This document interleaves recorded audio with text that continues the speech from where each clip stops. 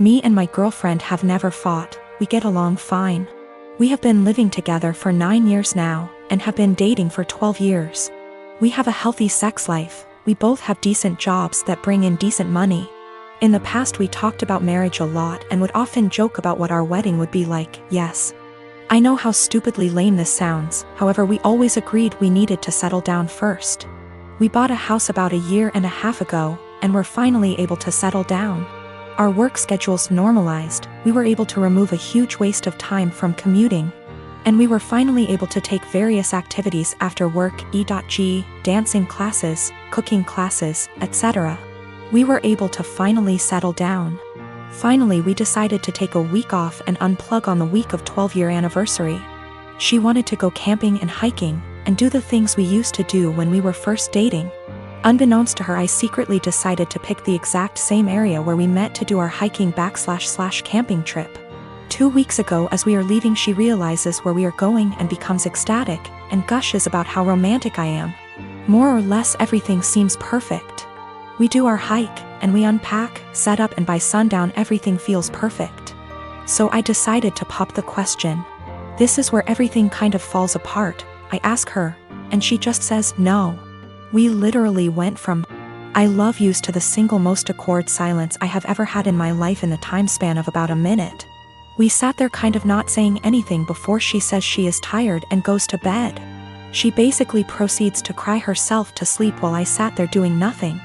I basically didn't sleep, and the next morning, she says she wants to go home. So we pack up and have a really awkward 3-hour hike back to our car. There were a few times where things kind of felt normal and we were joking around like we used to be for a bit. On the way back home, we are talking and chatting normally, but it just feels awkward. At one point we stopped for coffee, and asked if she wanted to talk about what happened, and all I got was a curt no. This is followed by another extremely long silence for the rest of the drive home. We finally get home and I unpack everything while she goes off to bed. She is going to bed. Cue more crying. I tried really hard to talk to her, but she pretty much told me that she just needs time to be alone and think. The next day she tells me she is going to take some time and see her family, which is literally on the other side of the country. It has been about 2 weeks since I dropped her off at the airport. She sent me a few messages to tell me she is fine, and that she needs some more time to think. Her best friend has been asking me every other day about what is going on with her, since she hasn't really been responding at all. I know she is okay, though, due to her posting some pictures of her and her family on Instagram. But it just feels really weird.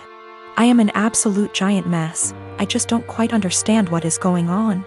None of my friends have really offered me anything of value.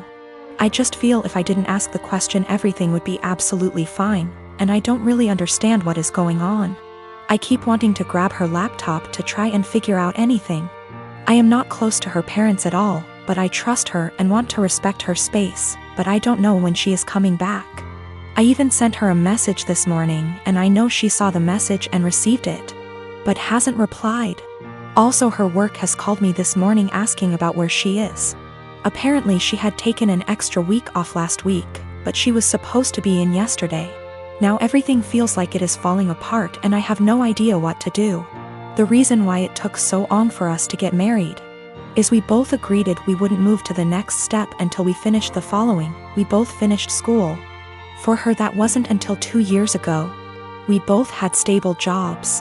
We had a place where we could agree would be good enough to take stuff to the next step. We both had decent working hours. For a long time she was doing her residency and we more or less worked opposite shifts. We did talk about marriage and kids, and both agreed it would be part of the next step after we got settled. I'm 23. I've known I was adopted all along. For whatever reason I became obsessed with learning more about my birth parents at age 13. I was told all my life that my parents met both of my birth parents before I was officially adopted. My mom was white from South America and my dad was white from Italy. They specified these 2 locations to explain why I had tan skin. As I was growing up, certain things about my physical makeup made me more curious about my birth parents. My hair was kept short as a kid, but as a teen I wanted to experiment. I grew it out and it grew out curly. Big curls, but still curly. This upset my parents, so they asked that I not grow it out. When I moved away for college, I began to let it grow again. I met my girlfriend in school.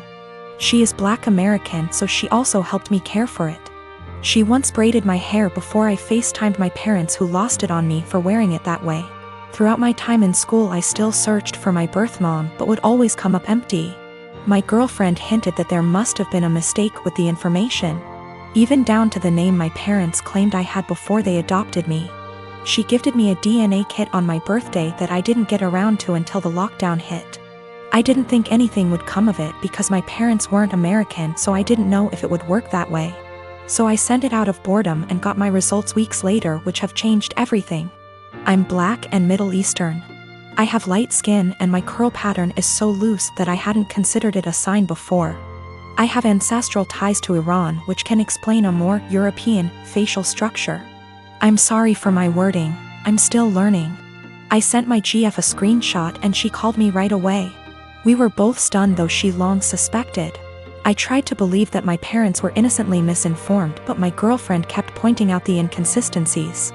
My parents claimed to have met my birth parents, therefore they couldn't have mistaken them for white. I confronted my parents, who became enraged at me for doing a DNA kit. I was very angry, yelling, swearing. They robbed me of my identity and hindered my search with their lies. My mom told me through tears that my racial background comes with a stigma that I'd passed, so she wanted me to have an easier life fitting in. My dad yelled at me that I had to abandon what I just learned.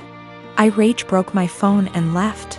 My siblings have been hitting me up on social media, reprimanding me for being upset because our parents' reasoning is sound. I do pass, I did have an easy life. I'm not asking to be part of a struggle all of a sudden. I just don't think I should have been lied to, and I think their reasoning is bullshit and racist. I'm just supposed to act like 10 years of me searching with the wrong info isn't that big of a deal? My parents admit that my mom was Black. My oldest sister also recalls seeing my mom at some point. Both verify that she was Black. Yes, they could be lying again. I have plans to continue to look into my background. My girlfriend was very hurt by their statements, so I chose to keep us both away from them. I don't understand how. I'm angry about being lied to and how that lie has made my effort into finding my birth parents completely void, while also rewriting my heritage. That's my girlfriend's stance as well. I'm tan enough that going to an all-white school still got me called slurs. Whatever issues my parents were trying to shield me from, it didn't work. Maybe this is a lie that I bought into alone. 2 of my siblings are trying to be supportive. I deactivated my Facebook and unfollowed some people on Instagram. I can't entertain the argument that I should forgive my parents and move on. I'm not there yet. I get that it makes me ungrateful for feeling this way. I don't hate them, I'm just really upset and disappointed in their decisions. This all went down about an hour ago, and my wife is still crying in our bathroom with the door locked. Backstory: we had our son, now 11 months old, while my wife is in residency. She took a few weeks off before giving birth, and then went back to work a few months after, while I transitioned my hours to part-time so that I could stay at home and raise our son. My mom moved in with us shortly after the birth in order to help out, which allows me to get in a few hours of work per day and also not get swamped with taking care of the baby / housework.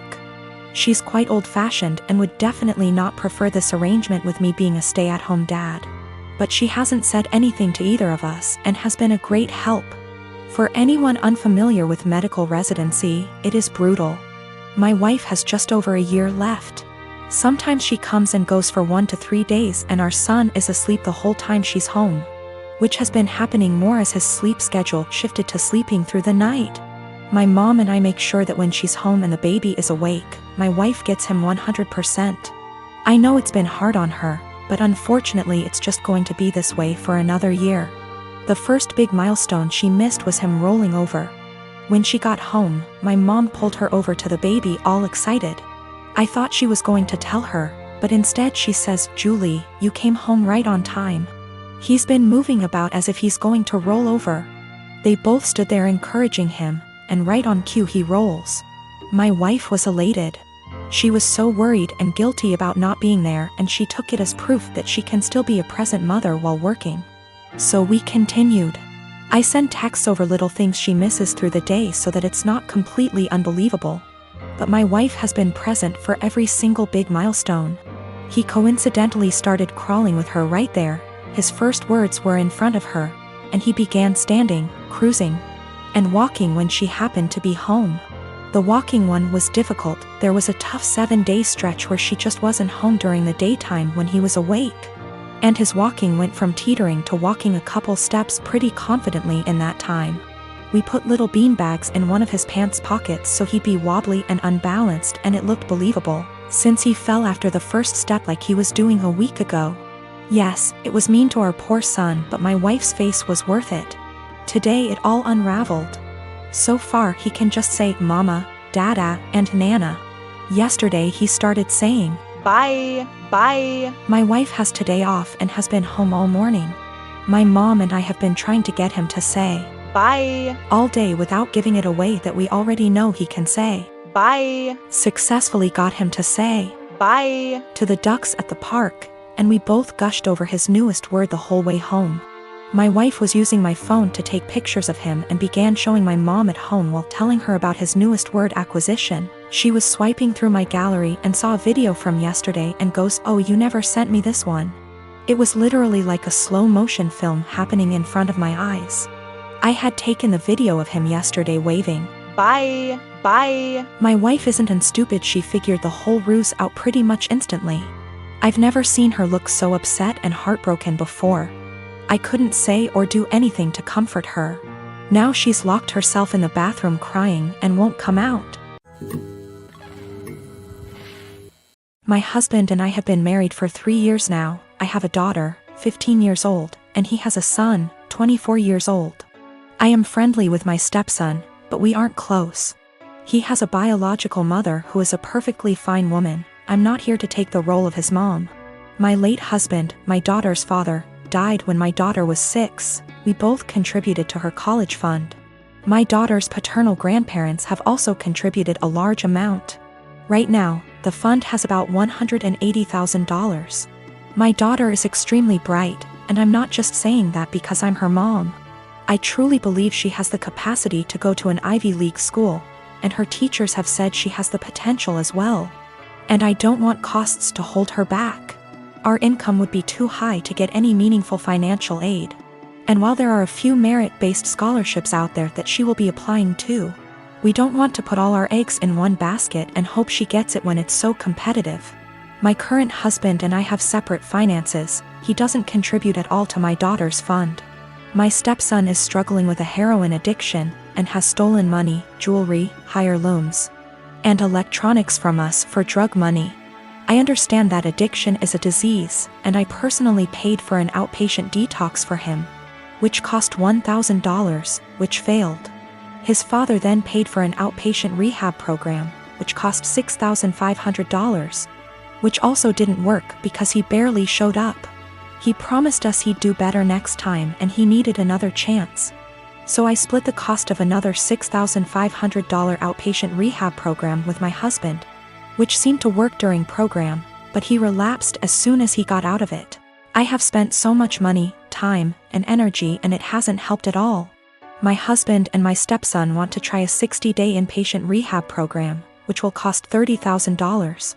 I had absolutely no idea where they were supposed to get the money for that, considering the thousands and thousands of dollars that were already spent, and the fact that we no longer had anything of value in our house. They want to use my daughter's college fund, which to me is absolutely off limits. I feel like it's completely unfair to my daughter to punish her for my stepson's addiction. Unfair to my late husband and his parents, but frankly, I don't think spending $30,000 will work. My husband thinks I'm an asshole because I'm prioritizing my daughter's education over his son's life. And he believes medical needs come first. He then asked my daughter if she'd be willing to use $30,000 from her fund to pay for her stepbrother's rehab. And she got very quiet and did not answer. He then got very upset with her and said she was being selfish. My daughter later told me that she didn't want to give her stepbrother the money, but she felt so guilty. And I am furious at my husband for emotionally guilt-tripping my daughter like that.